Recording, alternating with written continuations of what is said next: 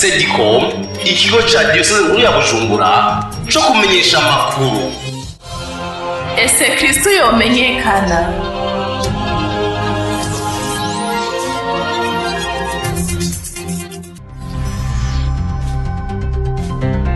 Amakuru mu Kirundi mushikirizwa na Sedicom.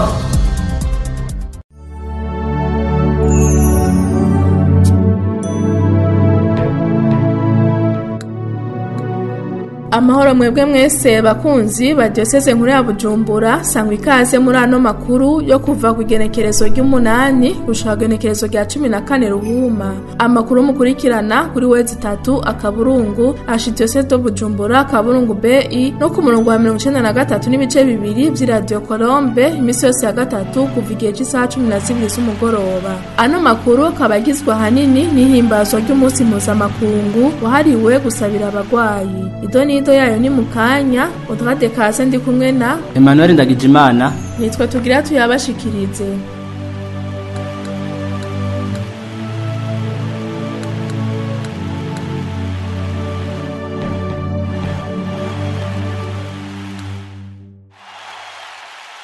Turasubiye kubaha ikaze muri ano makuru yacu. Ano makuru tuyahere mu gisata c'imibano. Kwigenekerezo rya 11 Ruhuhuma wari umunsi mpuzamakungu wahariwe abagwaye, ukaba wahimbajwe muri Eklezia yo kw'isi yose. Muri Diocese nkuru ya Bujumbura, uwo munsi mpuzamakungu wahimbarijwe muri Paruwasi ya Matara, nyene icubahiro Musenyeri Gervase Banshimiyubusa akaba yarifatanije n'abakristo mu iyo paruwase mu kuwuhimbaza. Inkuru ya Pierre Claver Ndayisenga. Mu nkuka y'imisa yaherejwe n'umwungere wa Diocese nkuru ya Bujumbura Gervase Banshimiyubusa mu ijambo ryiwe ry'intangamarara yamanje kwibutsa abaraho inkomoko y'uwo munsi. Uyu munsi mukuru rero watanguye kera mu 1992 niho umuvyeyi wacu Papa yahavuye abo mweranda Yohani Paulo wa kabiri yawutanguza icese, mugabo wari usanzwe uriho buke buke, uretse kw'ico yagize ari ukuwemeza ku rwego rwa Eklezia nzima, Eklezia yo kw'isi yose. Umunsi mukuru rero mu by'ukuri ufatiye kuri wa munsi mukuru wa Bikira Mariya umugabekazi w'i Lourdes, umwe yabonekera Lourdes hariya mu Bufaransa. Yisunze kandi ijambo rya Papa Francisco yashikirije umuryango w'abakristo kuri uwo munsi mpuzamakungu wahariwe abarwayi, yongeye avuga ati: uyu mwaka Papa agomba kutwumvisha yuko nguko umuvyeyi wacu Bikira Mariya mu gihe cikana mu bugarire yitwararitse abantu bariko barahava babura ikintu mu buhibwe bw'ubugeni. Papa akagira ati: namwe nimwumve yuko mwese muvukana, muri abavukanyi muze muritwararikana. Adusaba rero ko twese ko kwitwararika abandi, na cane cane tukitwararika abagwaye, abo nyene baba bari mu bubabare bwinshi, tubitwararike. Eka na Patiri mukuru wa Paruwasi Matara Tito Ndayishimiye nawe nyene yaragize ico ashikiriza mu gushimira abo bose bagize ico bakora mu nteguro y'uwo munsi. Ndakengurukiye rero n'abo basaseridoti bose, duhereye umunyamabanga wa Diocese ajejwe ubwo butumwa bwo kwitwararika aboro n'abagwayi, ngashimira n'abandi ba Kristo barayike mwaje mwese ngaha, nkaca mboneraho gushimira abagiye baritanga bose ngo umunsi mukuru dushobore kuwuhimbaza mu kanyamuneza kandi neza.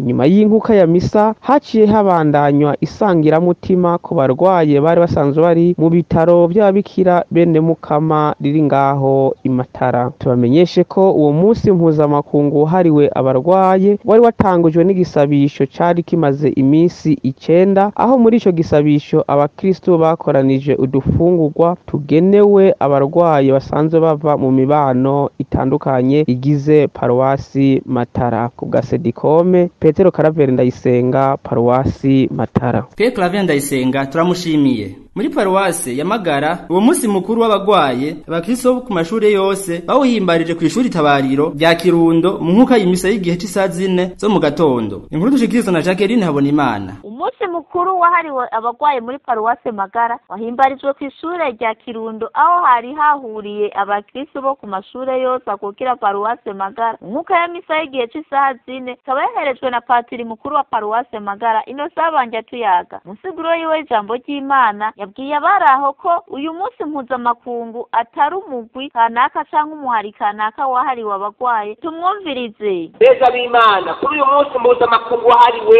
abarwayi ico mwomenya si umugwi kanaka canke umuhari kanaka wahariwe abagwayi. Twegereye bamwe mu baraho na cane urongoye Caritas muri paruwase n'urongoye umugwi w'abaremesho co kimwe n'abagwayi bo muri paruwase Magara icatumye bahurira kuri iyo sikirisare n'ingene bitunganijwe n'ingene abagwaye batabagwa mu kubaha igisabisho.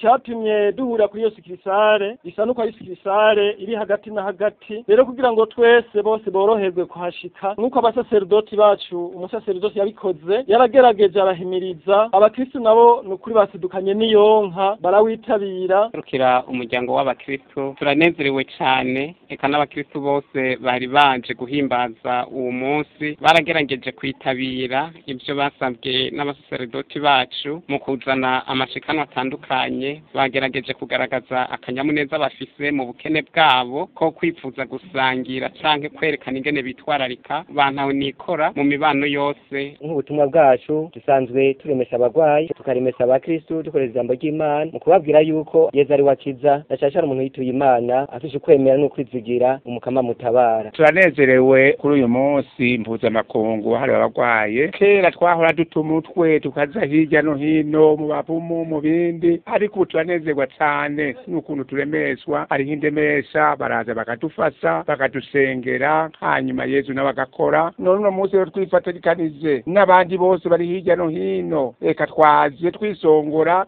imbere y'umukama. Jacqueline Habonimana ku bwa Sedikome paruwase Magara. Jacqueline Habonimana turamushimiye. Abakristo bo mu mugwi ujejwe ubutumwa bwo kuremesha abagwayi bo muri paruwase Kanyosha ku munsi w'Imana igenekerezo rya 11 ruhuhuma barakengurukiye Imana mu nkuka y'imisa bongera baja kuramutsa abana bagendana ubumuga bo mu kigo c'ababikira kiri muri quartier Gisyo. Ni inkuru dukesha mugenzi wacu Gonzalve Ntashimikiro wo muri paruwase Kanyosha. Abakristo muri paruwase rya Rusera nabo bawuhimbaje ku munsi wa 4 igenekerezo rya 11 ruhuhuma aho abakristo batari bake bahuriye mu nkuka ya misa ngo basabire abagwaye. Patiri Etienne Ntakirutimana yasabye abakristo bose kwitwararika abantu bose bamerewe nabi. Inkuru dushikirizwa na Ernest Ndayikeza. Abakristo batari bake bo muri paruwasi rya Rusera basidukanye n'iyonka mu nkuka y'imisa y'umunsi mukuru wahariwe abagwaye. Iyo nkuka y'imisa yatangwe igihe cy'isaha 3 zo mu gitondo iherekejwe na Patiri Etienne Ntakirutimana umwibutsamana w'imihari n'imigwi akaba n'umunyabigega wa paruwasi. Yarabwiye abara mu nkuka y'imisa inkomoko y'uwo munsi aho watanguriye uwawutanguje n'intumbero yawo. Musiguro y'ibisomwa vyeranda vy'ijambo ry'Imana yabwiye abara ko Yesu akiza kiretse uwo mutinya. Yongera atumirira abagwaye ko batokwihatira mu vyumba vy'amasengesho gusa ko ingwara zikeneye muganga bozijana kwa muganga hama igisabisho naco kikunganira. Yarongeye atumirira umugwa w'abaremesha abagwaye ko hariya mu mihana iwacu hariyo abantu babaye baruhebwa bakeneye gufashwa tumutege yombi. Hariya mu duce tw'ubuzima y'imihana yanyu hariho abantu twataye, hariho abantu bamerereweyo nabi, hariho abantu ubuzima babona yuko butagishoboka batagifise akanyamuneza ko kubaho. Abo rero baragwaye, rega murashobora kubona umenga bameze neza ariko baragwaye. None ni bande bazobaba hafi, ni bande bazobitwararika? Ni twebwe. Ariko twebwe ukukwemera no kuguca bugufi dusaba kugaragarira mu bikorwa umwe Yakobo abitwigisha. Inyuma y'inkuka y'imisa Patiri mukuru wa paruwasi rya Rusera Patiri Filigias Habonimana yarafashe ijambo akengurukira umugwi w'abaremesha abagwayi. Uyu munsi ntiwiyumviriwe gihamana, wiyumviriwe kuko ubutumwa bw'abagwayi ni Yezu Kristo nyene yabusigaranye, kuko Yezu akiri ngaha kw'isi yararaba abagwaye akabashikiriza ijambo ry'Imana akongera akabakiza akabaha ubuzima. None rero mwebwe muri ubwo butumwa nagira ndabakengurukire navye n'amaso ingene mwashoboye gutegura uyu munsi. None ndasubiye kubakengurukira ingene mwashoboye kwitaba muri benshi, aho mutaje mwese mugabo muri benshi. Ari igihambaye nuko uwaje gusenga wese yadafise umutima kugira ngo yisabire yongera asabire abagwaye. Tubamenyesha ko muri iyo nkuka y'imisa haratanzwe ibifungurwa, amafaranga vyo gufasha abagwayi bantu nikora be n'abandi batagira shingo na rugero. Ernest Ndayikeza, Sedikome muri Paruwasi ya Rusera. Ernest Ndayikeza arakenuye imikangara y'Imana yo muri Paruwasi Mukiza Mweranda yo mu Nyakabiga nabo bagiye kuraba abagwayi bo mu kigo c'urukundo kiri muri quartier Rohero ku munsi w'Imana igerekezo rya 14 Ruhuhuma. Inkuru dushikizwa na Joseph Nizigiyimana. Muri urwo rugendo bahereye gufasha abakristo gusenga mu nkuka ya misa, bararimbira Imana muri iyo nkuka ya misa, hanyuma barateramisha abo bagwaye basozera bashikiriza agakemanyi bari babateguriye. Patiri mukuru wa Paruwasi Mukiza Mweranda yo mu Nyakabiga, Patiri Desire Ntazimana, aratubwira akamaro biheza bikagirira abana, akatubwira yuko biheza bikabakomezamwo umutima nyine no kumenyesha inkuru nziza. Abasabe mu mutege amatwi. Ico bisigura kuri abana ni wa mutima w'umissionnaire, kuko abana bariko barabandanya bategera yuko kumenyesha inkuru nziza bijana n'urukundo, kuko uwo weretse urukundo akubonamwo Yesu, akubonamwo Imana, bigeze bigasanga biriko biramufasha nawe nyene kwakira Imana mu buzima bwiwe. Tukabona rero ko ari ikintu ciza cyane, kuko ubutumwa buriko burarera aba bana bo bakuza bagakura mu mutima w'ubuntu, bagakura mu mutima ugukunda abandi, bagakura muri umwitwarariko wo kumenyesha Yesu biciye muri ivyo bikorwa vy'urukundo. Kuko uravye akanyamuneza abana bagenda batwaye n'akanyamuneza, kandi imbere baza bakagarukana babona gose ko baba bayobowe na mutima, kandi bakabikora bumva ko bari mu gikorwa c'Imana. Umwe muri abo bana twaganiriye aratubwira yuko bihimbaye, agahamagarira n'abandi bana kuza kugira ngo bifadikanye nabo muri ubwo butumwa. Jewe nabwakiriye neza kubera twari mu mikangara kugira tumenyeshe inkuru nziza, abatarayimenya bayimenye. Abandi bana bataraja mu butumwa bw'imikangara y'Imana ko mumaze kuba mukora ibikorwa nk'ibi bihimbaye kandi n'abandi bikabahimbara na mugahimbagwa, mubahamagariye iki? Twamagira ko bahoza tugasangira ubutumwa. Umwe mu basanzwe bafasha abagwayi twaganiriye aratubwira yuko bakengurukiye cyane abo bana kuko ico gikorwa muri ko gidasanzwe, agahamagarira abandi ba Kristo kugira ngo nabo bashoboye gukora nkuko, kuko ngo abakeneye gufashwa muri kino gihe ngo ni benshi. Ikigohwa twashakiriye neza cyane, kuko hariho abantu benshi bababaye ntibaronke ababagarukirako, ariko bobo bagize umutima w'urukundo wo kwiyumvira yuko bogarukira ku basanzwe bagwariye muri kino kigo. Byatunezereje cyane. Igikorwa bakoze ntabwo ari igikorwa cyoroshe,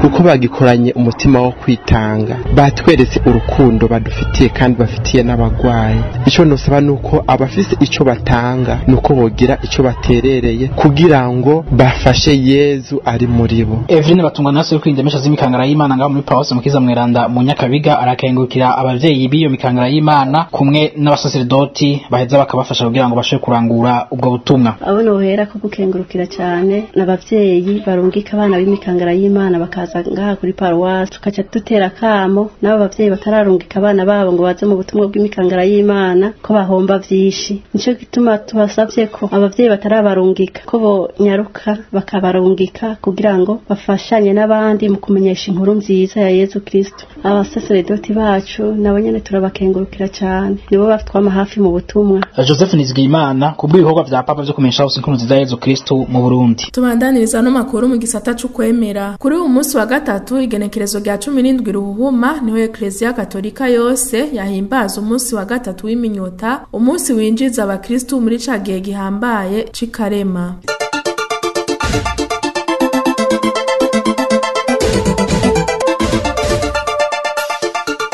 Tubandaniriza no makuru mu gisata c'ubutumwa. Ku munsi w'Imana igenekerezo rya 14 ruhuma abari mu muhari wa Kiro bavuye mu ntara mpuzabutumwa ya Mutumba barahuriye muri Paroisse Karinzi ngo bigine watanguje umuhari wabo Yohani Bosco Mwiranda. Ni inkuru ya Oscar Ntunzwe n'Imana. Mu nkuka y'imisa ya kabiri yaherejwe na nyakubahwa Patiri Alenio Ngabo harabaye ibirori vyo kwigina uwatanguje umuhari wa Kiro Maria Bosco. Abakiro bahurikiye mu ntara mpuzabutumwa ya Mutumba igizwe na Paroisse Karinzi, Magara, Mutumba na Rutongo bahuriye muri Paroisse Karinzi. Mu siguro yiwe nyakubahwa Patiri Alenio Ngabo umwibutsamana mu mihari n'imigwi yo muri Paroisse Karinzi yasavye umuryango w'abakristo kwirinda igicumuro kuko nico gitandukanya umuntu n'Imana ndetse kikamutandukanya n'abagenzi. Inyuma y'inkuka ya misa abakiro barahuriye hamwe maze bariginana. Twaregereye urongoye umuhari wa Kiro mu ntara mpuzabutumwa ya Mutumba aratubwira icyatumye bahimbaza uwo musi mukuru kwigenekerezo rya 14 ruhuma. Uyu musi kwigenekerezo ya 14 twaramutse duhimbaza umunsi mukuru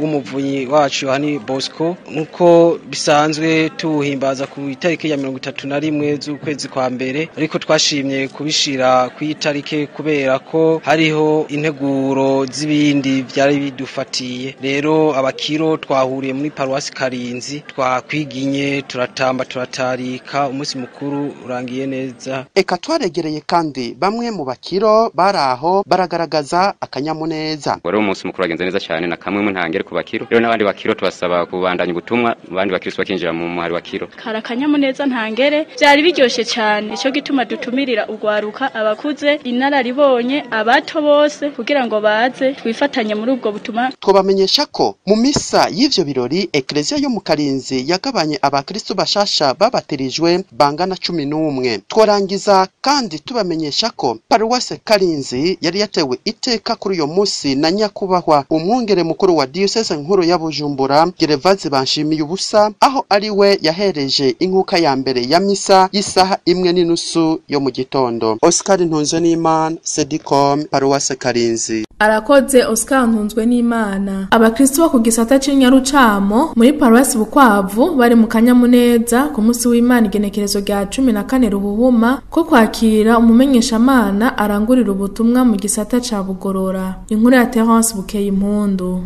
Akanyamuneza n'impundu nivyo vyabaranga abakristo b'Inyarucamo muri Paroisse Bukwavu aho bari baramutse bakira umumenyeshamana Ndabarushimana Innocent ari kumwe n'abagenzi biwe basangiye ubwo butumwa mu gisata ca Bugorora. Mwamenya neza yuko avuka mu gisata ca Nyarucamo yari yaherekejwe n'abihebeye Imana babiri ababikira bo mu muryango w'Abarusurine ndetse na patiri mukuru wa Paroisse Bukwavu niho yari yibereye. Mwamenya neza ko igisata ca Nyarucamo ari gisata kimwe mu bigize Paroisse ya Bukwavu kikaba ari naco kinini ya mu bindi bisata vyose. Kuri iyo mvo abakristo b'Inyarucamo barakenguruka cyane kuba batanguye kuronka baje gukorera ubutumwa ahandi bavuka muri ico gisata, bakaba biteze ko bazoshobora no kuronka n'umusaseredoti. Mwamenya neza yuko kuva Bukwavu gushika Inyarucamo ari urugendo rw'amasaha arenga 2 bivanye n'ingene utambuka, akaba ari gisata kigizwe n'abakristo barenga 800. Ni nayo mpamvu batabaza cyane ko boronswa paruwasi bagahera mu muhango kuva mu 2010 niho bari bafise uwo mwizero. Uno munsi bakaba bari mu bikorwa bidasanzwe byo kugira ibikorwa by'ibanze guseha umusenyi n'amabuye kugira baraye ko bokwironkera ingoro y'umukama ishajije. Ibukwavu Terence Bukeye Impundu ku bwa Sedicom. Abanyeshuri bahoze biga ku ishuri rikuru rya Rutegama barahuriye mu Rutegama Centre kwigenekerezo ry'indwi ruhuhuma ngo biginane inyuma y'imyaka irenga 9 bavuye kuri iryo shuri. Ni inkuru ya Gordien Kanyegeri. Buzuye akamwemwe n'igishika ngo inyuma y'imyaka 9 yahaciye baramuwe kuri lycée communale Rutegama ngo ntibari bwasubire kubonana, none ngo uyu munsi ni akaryo keza kugira ngo biginane bongere bipfurizanye umwaka mushasha. Abo ni abanyeshure bahoze biga kuri lycée communale Rutegama baramuwe mu mwaka w'2012. Vyaboneka ko biteguye kuko bari baratumiye abarezi bose babaciye imbere naho batashoboye kuboneka bose, nkuko vyashikirijwe na Yamuremye Jean Claude yashikirije ijambo ku izina rya bose. Ijambo nyamukuru ni iryo gusubira kubonana nk'abantu bahereje rimwe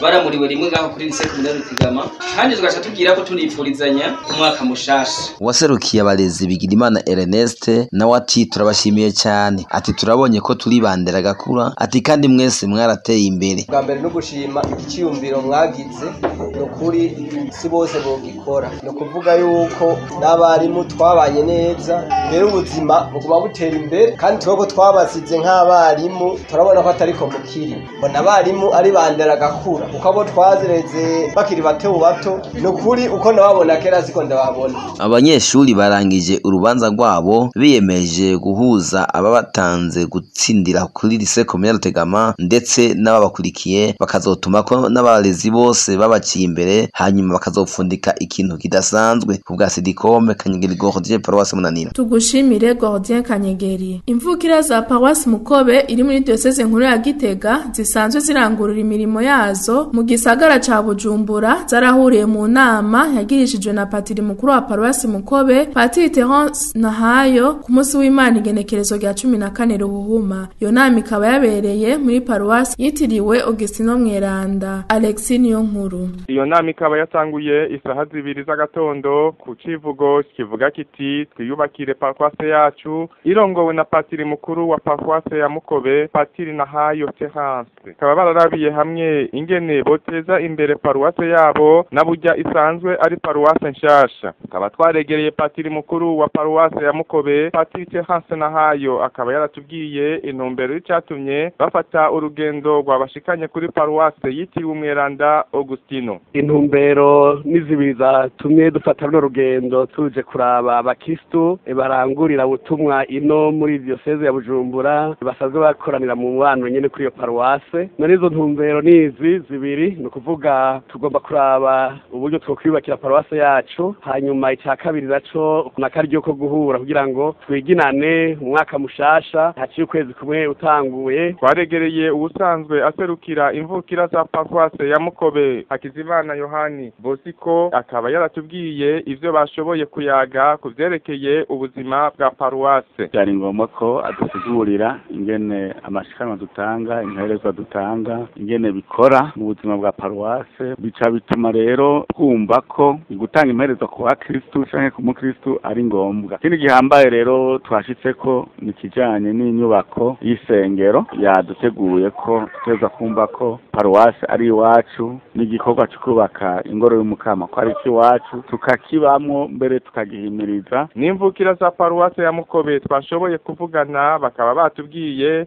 ico bagiye gukora mu guteza imbere iyo Paroisse. Integuro yo gutegura kubaka Paroisse yacu twayakiriye neza, umwe wese ategerezwa kwitanga uko ari, uko ashoboye n'uburyo ashoboye kuronka. Ico twe twifuza bantu bakadutangurira umushinge, ama ibikurikirana navyo twabikora twabonye igikorwa aho catanguriye. Bona uwari we wese yotanga ingufu ziwe kugira ngo tubandanye twitabira akamo ko kubaka Paroisse yacu. Paroisse nshasha ya Mukobe ikaba imaze umwaka umwe n'amezi 3 ivutse, ikaba yatanguye kurongorwa na Patiri Pedro Masabarakiza Imana iheruka guhamagara hamwe na Patiri Terence Nahayo yamukoreye mu ngata. Ikaba ari Paroisse igizwe n'abakristo barenga ibihumbi 50, ikaba igizwe n'amashure y'itabariro agera ku ndwi. Habibutsa ko uwo munsi mukuru wo kwifurizanya umwaka mushasha no kwiginana ko ari ryo rya mbere bawuhimbaje kuvaho Mukobe ibereye Paroisse kwigenekezo rya 16 Munyonyo 2019. Alexis Niyonkuru, Paroisse Saint Augustin ku bwa Sedicom. Tugushimire Alexis Niyonkuru. Abepiskopi Katolika b'i Burundi ku munsi wa kabiri igenekerezo rya 2 Ruhuma barasohoye urwandiko rugena ko agashiruka bute k'abamenyesha Mana koduzwa bene urugero rw'imperezwa abakristo bahora batanga. Kukaba nkako abepiskopi ngo barategera ko Ecclesia ibwirizwa guha agashiruka bute abo bamenyesha Mana bihebera iryo banga bivanye nuko ngo badaheza ngo baronke umwanya ukwiye kwikenura imuhira kugira ngo bitunge bongere batunge imiryango yabo. Naho rero inama y'abepiskopi yanafatiye no mu kuduza urugero rw'imperezwa yahora itangwa n'abakristo kuko bisunze ivyo umuryango wa Ecclesia bitangira ushobora kuronka beno ku kuntu ivyangombwa mu buzima bigugwa mu gihugu beno ku bumenyi n'ububangutsi bw'umwe muri abo bamenyesha Mana. Tubamenyeshe ko abepiskopi muri urwo rwandiko bibukanije ko kubw'ibati batisimu umukristo wese ahamagariwe kumenyesha inkuru nziza mu mvugo no mu ngiro we nyene ubwite canke mu guterera ngo umuryango wa Ecclesia ubandanye urangura ubwo butumwa.